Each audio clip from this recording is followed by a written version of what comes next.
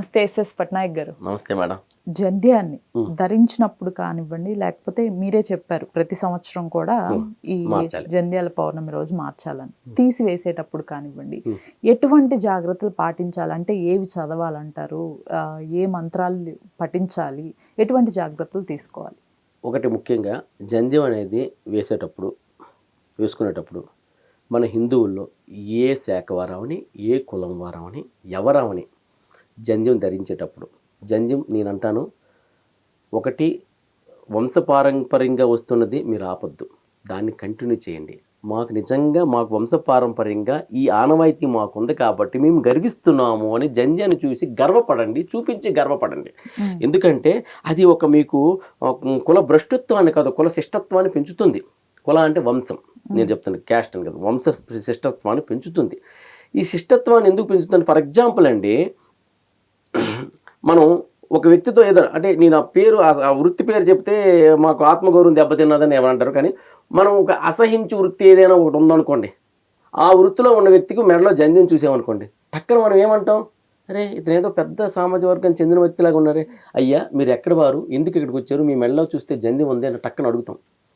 సర్వసాధారణంగా ఆ సదరు వృత్తులు కొన్ని ఉన్నాయి, అది నువ్వు చదువుకుంటే నీకు ఎందుకు ఈ కర్మ అనే వృత్తులు కొన్ని ఉంటాయి కదా, నువ్వు చదువుకోకే కదా నీకు ఈ కర్మ అనే వృత్తులు కొన్ని, ఆ వృత్తుల్లో మనం చూసే వ్యక్తుల మెడలో జంధ్యాలు ఉండవు.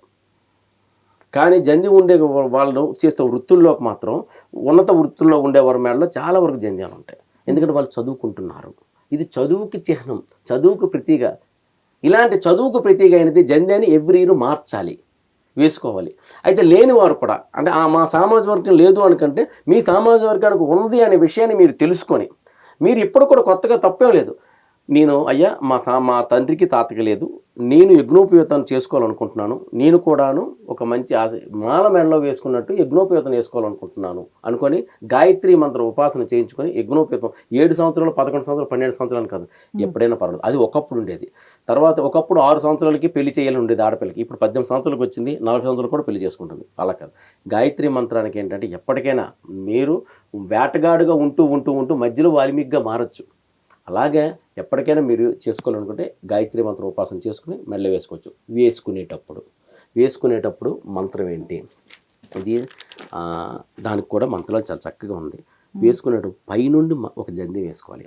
ఆల్రెడీ మన మెడలో జంధ్యం ఉంటుంది కాబట్టి ఇది తీయకుండా, ఓకే, ఈ జంధ్యం తీయకుండా ఇది మెడలో ఉంచుతూ కొత్త జంధ్యాన్ని పసుపు కుంకుమ పెట్టి పూజ చేసుకుని ఆ జంధ్యాన్ని తీసి వేళతో, అది ఎలా తీయాలి ఏంటంటే ఇప్పుడు నాకు చెప్పడానికి వీలుగా లేదు, ఇది యూట్యూబ్లో ఉంటుంది. జంధ్యం ఎలా ధరించాలంటే చాలామంది పండితులు జంధ్యం ఎలా ధరించాలో చూపించారు. ఇప్పుడు నేను చూపించడానికి నాకు వీలుగా లేదు కాబట్టి మీరు దాన్ని చూడండి, కొనసాగించండి.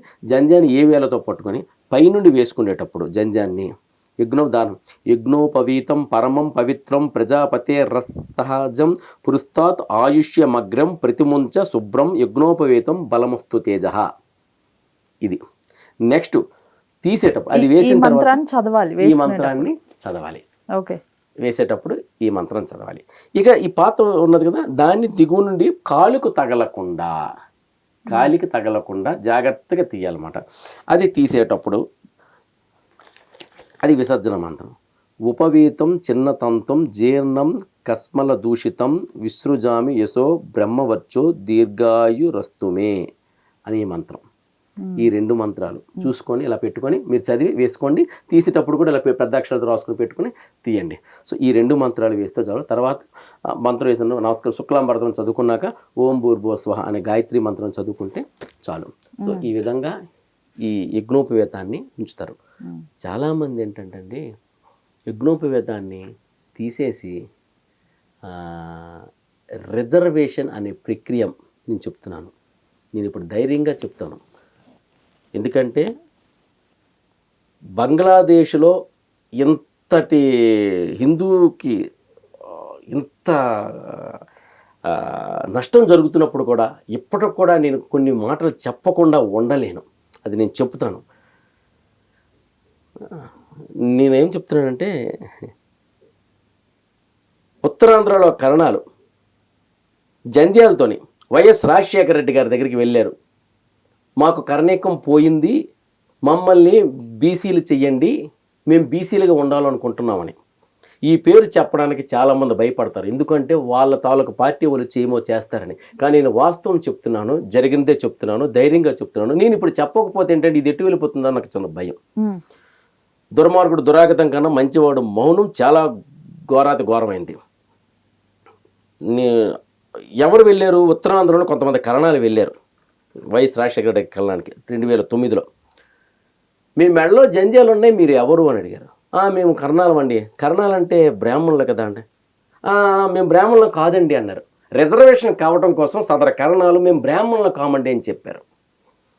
మీ మెడలో జంధ్యాలు ఉంటే మీకు ఎలా చేస్తాం బీసీలు, మీరు బ్రాహ్మణులు, మీరు జంధ్యాలు తీసుకొని రండి మీకు బీసీలు చేస్తాం అని చతురతతో అన్నారు, లేకపోతే ఇంకే కారణంతో అన్నారు అనడం మాత్రం జరిగింది అని కుల పెద్దలే చెప్తుండగా నా చిన్న వయసు 2009లో నేను విన్నాను. ఓకే, నేను విన్నాను అతను అన్నారని వీళ్ళందరూ చెప్పడం. ఈ రోజు వచ్చి ఎవరు అనలేదని అనొచ్చు, కానీ నేను విన్న మాట వాస్తవం. విన్నాను ఎవరి దగ్గర, వీళ్ళందరూ చెప్పుకుంటారు. అప్పుడు వీళ్ళు ఏం చెప్తున్నారు తెలుసా? నేను ఒక వ్యక్తి దగ్గరికి ఇంటికి వెళ్ళాను. ఏవి జగన్నాథరావు గారని ఒక వైజాగ్లో ఉన్నారు, ఆయన దగ్గరికి నేను హరిబాబు గారు అనే వ్యక్తితో వెళ్ళాను. బలివాడ హరిబాబు గారని. బలివాడ అంటే మరి విజయవాడ కనకదుర్గమ్మ వారి టెంపుల్ ప్రధాన అర్చకులు, ఒక ఉన్నత అర్చకులు బలివాడ శంకర్ శాండిల్య గారు, బలివాడ ఇంటి పేరు. అలాంటి బలివాడ శంకర్ శాండిల్య గారు ఇంటి పేరు కలిగిన బలివాడ శాండిల్య గోత్రమైన హరిబాబు గారు అనితోని నేను ఏవి జగన్నాథరావు గారి వద్దకు వెళ్తూ మాటల సందర్భంగా కూడా నేను జంధ్యాన్ని తీసానయ్యా, ఇది నాకు రిజర్వేషన్ నా పిల్లలకి ఇవ్వనప్పుడు ఇది నాకు ఎందుకు, అందుకే నేను ఈ జంధ్యాన్ని ఉంచను అనే మాట కూడా అందం నేను విన్నాను. నేను చిన్నవాడు చదువుకుంటున్నా, విన్నా. సో ఈ జంధ్యం మరి వేయాలి కదా. నేను తర్వాతలో ఏ రోజైనా సార్ 2014-15 ప్రాంతంలో మళ్ళీ వెళ్ళేటప్పుడు ఒక స్టేజ్ మీద మీ మెడలో జంధ్యం నేను వేయిస్తాను సార్ మీకు అన్నాను. నవ్వారు కూడాను. కానీ నా పిల్లలకి బీసీ కావాలి కాబట్టి మేమందరం జంధ్యం చేసి నడుంకు చుట్టుకొని వెళ్ళి మాకు జంధ్యాలు లేవండి అని చూపించి మేము దానికోసం బీసీకి కావాల్సినవన్నీ రాసుకొని మేము ఉత్తరాంధ్ర కర్ణాల వరకు బీసీలు తీసుకొచ్చామన్నారు. అంటే మెడలో జంధ్యం తీస్తే నీకు బీసీ చేస్తామన్నారంట వైఎస్ రాజశేఖర రెడ్డి గారు. ఇది ఎంతవరకు సబబు అనే విషయం ఒక్కసారి మనం ఆలోచించవలసిన ఆవశ్యకత ఉంది. ఈరోజు ఈ మాటల వల్ల నాకు చెడ్డ పేరు రావచ్చో లేకపోతే వాళ్ళు వ్యతిరేకించవచ్చో ఏమో, కానీ ఇది నీవు ఈరోజు జంధ్యం తీసేయండి అనే మాట అతను అన్నారు. ఆ తర్వాత సమయంలో 2014-15 సమయంలో తెలుగుదేశం ప్రభుత్వం వచ్చిన తర్వాత చంద్రబాబు నాయుడు గారు బ్రాహ్మణ వెల్ఫేర్ అని స్థాపించారు. బ్రాహ్మణ వెల్ఫేర్లో పెట్టినప్పుడు ఆంధ్రప్రదేశ్ బ్రాహ్మణ వెల్ఫేర్ భారతదేశంలో మొట్టమొదటిగా అందులో కూడా కర్ణాలు, శిష్ట కర్ణాలు, ఓగంటి కర్ణాలు, ఆ కర్ణాలు, ఈ కర్ణాలు, రకరకాల కర్ణాల పేర్లు రాయడం జరిగింది. ఆ లిస్టు కూడా నా దగ్గర ఉంది. తర్వాత వీళ్ళందరూ ఉత్తరాంధ్ర కర్ణాలు ఫోన్ల మీద ఫోన్లు చేసి కర్ణం అనే పేరు తీయించండి అంటే అది తీయడం ఇష్టం లేక శిష్టకర్ణం అనే పేరు తీయించండి అని తీయించారు. ఎందుకు తీయించారు? మాకు రిజర్వేషన్ పోద్దండి, మేము బ్రాహ్మణులం కాము అని చెప్తున్నాం అంటున్నారు అక్కడుండే కర్ణాలు. మేము బ్రాహ్మణులం కాము అని చెప్తున్నారు. అలాంటప్పుడు ఆ పేరు తీయించండి అన్నారు. దాన్ని తీయించండి అనే టైంలో అలా పేరు తీయించి సరేలే కరణం అని ఉంచండి, మరి ఇంకేంటి ఐవీఆర్ కృష్ణారావు గారితో కూడా నేను కలిసి జరిగితే సరేనయ్యా కరణం అని టిక్కు పెట్టండి మీకు బ్రాహ్మణ వెల్ఫేర్ వస్తుంది, ఇంకా శిష్టకరణం అని రాసుకోవాలంటే కావాల్సిన అలాగెళ్తాడు ఇలాగెళ్తాడు అని సరదాగా ఆయన మాట్లాడడం జరిగింది. ఐవీఆర్ కృష్ణారావు గారికి కూడా నేను నా తలగా కొంతమంది వెళ్ళి కలిసి అన్నమాట. ఏమండి ఇలాగవుతుంది, ఇది విడదీసే ధోరణికి వచ్చేస్తుంది, రేపు కొంతమంది శిష్టులు అంటారు, కొంతమంది భ్రష్టులు అంటారా, ఏం అర్థం కావట్లేదండి. ఆ తర్వాత 2019 వచ్చింది. 19 వచ్చినప్పటికి ఇదే శిష్టకరణాలు వెళ్ళి మాకంటూ సపరేట్ వెల్ఫేర్ కావాలన్నారు. నీకు బ్రాహ్మణ వెల్ఫేర్ ఇచ్చారు కదా తెలుగుదేశం ప్రభుత్వం, బ్రాహ్మణ వెల్ఫేర్లో నువ్వు ఉండొచ్చు కదా, అలా కాక నాకు సపరేట్ వెల్ఫేర్ కావాలని శిష్టకరణ వెల్ఫేర్ అని సంపాదించారు అక్కడ. దానివల్ల ఏమవుతుంది సార్, కరణాలు అనే మొత్తం ఒక శాఖ శిష్టకరణ వెల్ఫేర్కి వెళ్తుంది. ఆ వెళ్తుని ఆల్రెడీ బీసీలుగా ఉన్నవారు కడుపు కొడుతున్నారు. ఒక మరి విజయనగరంలో పనిచేసిన రెవెన్యూ డిపార్ట్మెంట్ అధికారులు నాతో అన్నారు, ఆ మాటలు కూడా నా దగ్గర ఉన్నాయి. మరి ఆ పలానా సంవత్సరం పేరు కూడా చెప్పారు. శ్రీకాకుళంలో 17 BCDకి వస్తే ఆ 17 మన కరణాలే సంపాదించారు తెలుసా ఈ రిజర్వేషన్ ఉండడం వల్ల అన్నారు. అంటే కరణాలే బతకాలన్నా మిగతా వాళ్ళు చచ్చిపోవాలన్నా, అంటే ఏమిటిది? అందరికి సమానత్వం ఎక్కడ ఉంది? కరణాలైన వారు బీసీలోకి వస్తే మొత్తం కరణాలు తీసుకుంటారు. పైగా వీళ్ళు తీసుకోవడం మాట దేవుడు రేపు బ్రాహ్మణత్వం నశిస్తుంటే ఈరోజు ఏమంటున్నారు వాళ్ళు, క్రిస్టియానిటీకి మారిపోతున్నారండి. వాళ్ళు ఫండ్ వస్తుంది కాబట్టి క్రిస్టియానిటీకి వెళ్ళిపోతున్నారు, ఫండ్ రాకపోతే బాగుండు కక్కుర్తి వాళ్ళని అంటారు. మరి మీకు రిజర్వేషన్ వస్తుందని నేను బ్రాహ్మణుడు కాదు అని చెప్తున్నావు కదా, క్రిస్టియన్కి ఫండ్ కోసం వాడు వెళ్తున్నాడు నిజమే. నీకు రిజర్వేషన్ వస్తుందని నువ్వు బ్రాహ్మణుడు కాదని చెప్తున్నావు. నువ్వు వాట్సాప్ స్టేటస్లో కూడా కొన్ని ఉన్నాయి, చూపిస్తాను. మనం టిక్కు పెట్టేటప్పుడు జనగణనలో బ్రాహ్మణులుగా టిక్కు పెట్టొద్దు, కర్ణాలుగా శిష్టకర్ణాలుగా టిక్కు పెట్టండి, మీరు గుర్తుంచుకోండి అని బట్టి రాస్తున్నారు. అవన్నీ నా దగ్గర ఉన్నాయి. గుర్తుంచుకున్న బ్రాహ్మణులను మనం చెప్పొద్దు అని చెప్పేసి ప్రచారం చేస్తున్నారు. బ్రాహ్మణుడు నేను ఇక్కడ వచ్చానని పుస్తకాల్లో వచ్చినవన్నీ పడితే అనుకోండి, గ్రూపులు ఉంటాయి కదా, కుల గ్రూపులు, ఆ వ్యక్తిని ఎగ్జిట్ చేస్తున్నారు. ఎవరు ఎగ్జిట్ చేస్తున్నారు? ఫర్ ఎగ్జాంపుల్ నా ఇంటి పేరు సదాశివుని. ఈ సదాశివునితోనే ఏ లక్ష్మణరావు ఏ రామారావు ఉన్నారు అనుకుందాం. ఆ సదాశివ లక్ష్మణరావు సదాశివ రామారావు ఎవరు, ఈ వ్యక్తి వచ్చి మా సదాశివ శ్రీనివాస్ పెట్టాడు కదా, ఇది మంచి కదా అని చెప్పి ఉంచట్లేదు. ఇది మంచిని పెడుతున్నప్పుడు ఆ వ్యక్తిని ఎగ్జిట్ చేసి వాళ్ళు బ్యాడ్ ప్రచారం చేస్తున్నారు. అంటే కుల భ్రష్టత్వాన్ని ఆపాదిస్తున్నారు. అంటే వీళ్ళు మాట్లాడేది ఏంటి సార్, బంగ్లాదేశ్లో హిందువులకి అన్యాయం జరుగుతుందండి వీళ్ళు మాట్లాడేది. ఒక లాయర్ వస్తాడు, బంగ్లాదేశ్ హిందువుల గురించి ఏం జరుగుతుందో రాస్తాడు, ఇంట్లో కూర్చొని టైప్ చేస్తారు. ఆయన వచ్చి బయటకు వచ్చి వాదించడం. ఆయన లా ఎందుకు చదువుకుని, ఆయన చదువుకున్న లా ఎందుకు? పైగా ఈ శిష్టకర్ణ వెల్ఫేర్లో కూర్చున్న వాళ్ళు ఒక లాయర్లు, మళ్ళీ వాళ్ళ పేర్లు ఉంటాయి. మహంతులు అంటారు. మహంతులు దేవాదాయ శాఖ వ్యవస్థాపకులు, దేవాలయ వ్యవస్థాపకులు, మహంతులు ఇందులో వచ్చేసి మేము బ్రాహ్మణులు కామని చెప్తున్నారు. కొంతమంది పట్టణాయకులు, పట్టణ విద్య కేవలం రిజర్వేషన్ కోసమే వీళ్ళు జంధ్యాలు పక్కన పడేస్తున్నారు.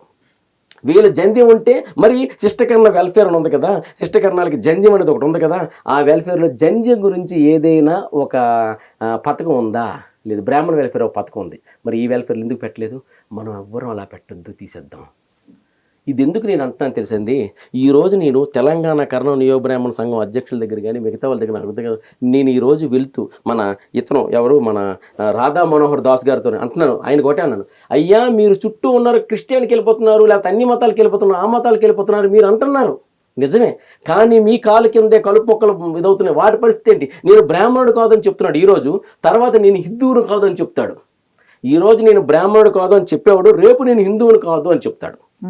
మీరు రక్షించండి అయ్యా అంటున్నాను. అప్పుడు ఏంటంటే అది మన రాష్ట్రంలో జరగట్లే కదా, తెలంగాణలో జరుగుతుంది, ఆంధ్రలో జరుగుతుంది కదా అని కొంతమంది అంటున్నారు. ఇప్పుడు మరి బంగ్లాదేశ్లో మన దేశంలో జరగట్లే కదా, బంగ్లాదేశ్లో జరుగుతుంది కదా అని ఊరుకుందామా? మరి బంగ్లాదేశ్ గురించి మనం ఎంత బాధపడుతున్నాం? బంగ్లాదేశ్ హిందువులు కాపాడాలని ఆలోచిస్తున్నాం కదా, మనకు చేత కావట్లేదు కానీ, మనకు బలం లేదు కానీ బంగ్లాదేశ్ హిందువుల్ని ఎలా కాపాడాలి, బంగ్లాదేశ్ హిందువుల్ని ఎలా రక్షించాలని ఆలోచిస్తున్నాం. అదేవిధంగా మరికొన్ని రాష్ట్రాల్లో ఉన్న కారణాలని బ్రాహ్మణత్వం ఉన్న వాళ్ళు బ్రాహ్మణులుగా నశించిపోతున్నారు, నశింప చేస్తున్నారు. వాళ్ళ ఇంటి పేర్లు గోత్రాలు బ్రాహ్మణులు అయ్యుండి వాళ్ళు నశింప చేస్తున్న వారు నశింప చేసి రేపు తరానికి మనం బ్రాహ్మణులం కాము అని ఆపాదిస్తున్నాం. బ్రాహ్మణుడు అంటే అర్థం ఏంటంటే బ్రహ్మ జ్ఞానం కలిగిన వాడు, హిందువుల్లో ఉండేవారు. సో బ్రాహ్మణుడు అంటే గొప్పవాడా అని అనట్లేదండి. ఈ రోజు బ్రాహ్మణుడు కాదని చెప్పేవాడు రేపు హిందువుని కాదని చెప్తాడు. అది నా బాధ. అదే కదా. ఈ రోజు నేను క్షత్రియుడు కాదని చెప్పినవాడు రేపు నేను హిందువుని కాదని చెప్తాడు. క్షత్రియుడు కాదని చెప్పినవాడు కూడా ఉన్నాయి. ఫర్ ఎగ్జాంపుల్ ఈ రిజర్వేషన్ వల్ల జరిగిన అన్యాయాలు ఏంటంటే, ఇంకొకటి నేను చెప్తాను, ఇది కూడాను మీరు కాంట్రవర్సీ అవ్వచ్చు, నేను తెలుసుకున్నది. అగ్నివంశం, నాగవంశం, యదువంశం, చంద్రవంశం, సూర్యవంశం, ఇలాంటి వంశాలన్నీ క్షత్రియులు ఉన్నాయి. క్షత్రియులు అగ్నివంశంకి పల్లవ రాజులు అంటారు. పల్లవులు కాస్త పల్లివారు అయ్యారు. నేను చదువుకున్న సోంపేట శ్రీకాకుళం జిల్లాలో ఉన్న చాలామంది పల్లివారు కదా, వాళ్ళు ఏంటంటే బీసీఏనో ఎస్టీనో సర్టిఫికేట్ ఉంది. సముద్ర తీరాల్లో చేప వాళ్ళు జాలారులని. కానీ వాళ్ళల్లో ముసలి వాళ్ళు 80-90 సంవత్సరాల ముసలి వాళ్ళ మెడలో జంధ్యం చూశాను. తాతగారు మీ మెడలో జంధ్యం ఏంటి ఉంది, మీరు చేపల వారు కదంటే, మేము పల్లవులకు పల్లీలు అంటారు. అంటే ఏంటి? అగ్నికుల క్షత్రియులం. అగ్నికుల అంటే వంశం, అగ్నివంశ క్షత్రియులకి అందుకే అగ్నికుల క్షత్రియ సంఘం అని ఉంటుంది. మరి ఈరోజు వాళ్ళు బీసీఏనో ఎస్టీనో ఏదో సంథింగ్ తీసుకొని మరి క్షత్రియ లక్షణాలు కోల్పోయి ఇప్పుడు సూర్యవంశం చంద్రవంశం రాజులకు ఉన్న స్థాయి లేకుండా పోయింది కదా, వాళ్ళు యజ్ఞోపేతం నశించిపోయింది కదా, వాళ్ళ జంధ్యం లేదు కదా. ఈరోజు కృష్ణరాజు లేకపోతే అశోక్ గజపతిరాజు, ప్రభాసు వీళ్ళందరూ క్షత్రియులు అంటారు. అంటే సమాజంలో వాళ్ళు క్షత్రియులు అంటారు. వాళ్ళ యజ్ఞోపేతానికి వాళ్ళు ఇచ్చిన ఒక ప్రయారిటీ ఉంది, హిందుత్వానికి ఇచ్చే ప్రయారిటీ ఉంది. అది అక్కడ కనిపించట్లేదు. అది నా బాధ.